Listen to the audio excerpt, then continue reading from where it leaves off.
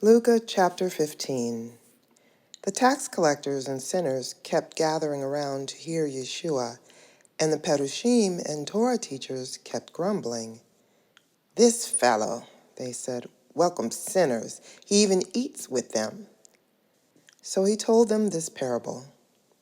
If one of you has 100 sheep and loses one of them, doesn't he leave the other 99 in the desert and go after the lost one until he finds it? When he does find it, he joyfully hoists it onto his shoulders, and when he gets home, he calls his friends and neighbors together and says, "Come celebrate with me, because I have found my lost sheep." I tell you that in the same way, there will be more joy in heaven over one sinner who turns to God from his sins than over 99 righteous people who have no need to repent. Another example. What woman, if she has 10 drachmas and loses one of these valuable coins, won't light a lamp, sweep the house, and search all over until she finds it? And when she does find it, she calls her friends and neighbors together and says, "Come, celebrate with me, because I have found the drachma I lost." In the same way, I tell you, there is joy among God's angels when one sinner repents. Again, Yeshua said, "A man had 2 sons.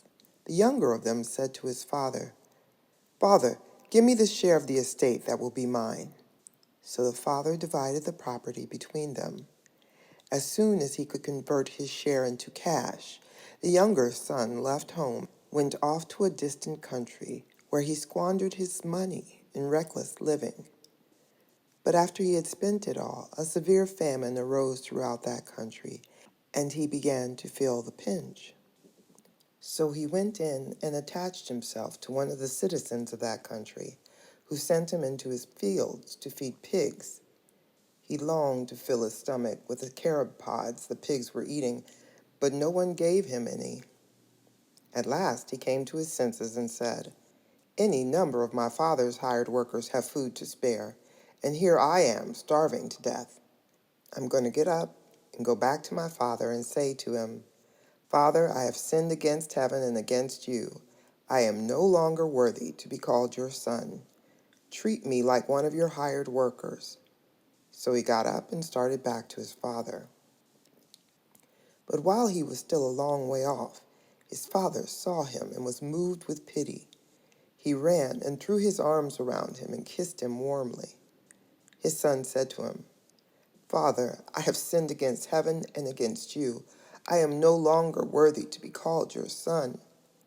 But his father said to his slaves, 'Quick, bring out a robe, the best one, and put it on him, and put a ring on his finger and shoes on his feet, and bring the calf that has been fattened up and kill it. Let's eat and have a celebration. For this son of mine was dead, but now he's alive again. He was lost, but now he has been found.' And they began celebrating. Now his older son was in the field. As he came close to the house, he heard music and dancing. So he called one of the servants and asked, 'What's going on?' The servant told him, 'Your brother has come back, and your father has slaughtered the calf that was fattened up, because he has gotten him back safe and sound.' But the older son became angry and refused to go inside. So his father came out and pleaded with him. 'Look,' the son answered, 'I have worked for you all these years, and I have never disobeyed your orders. But you have never even given me a young goat so that I could celebrate with my friends. Yet this son of yours comes, who squandered your property with prostitutes, and for him you slaughter the fattened calf.' 'Son, you are always with me,' said the father, 'and everything I have is yours.' We had to celebrate and rejoice, because this brother of yours was dead, but has come back to life. He was lost, but has been found.'"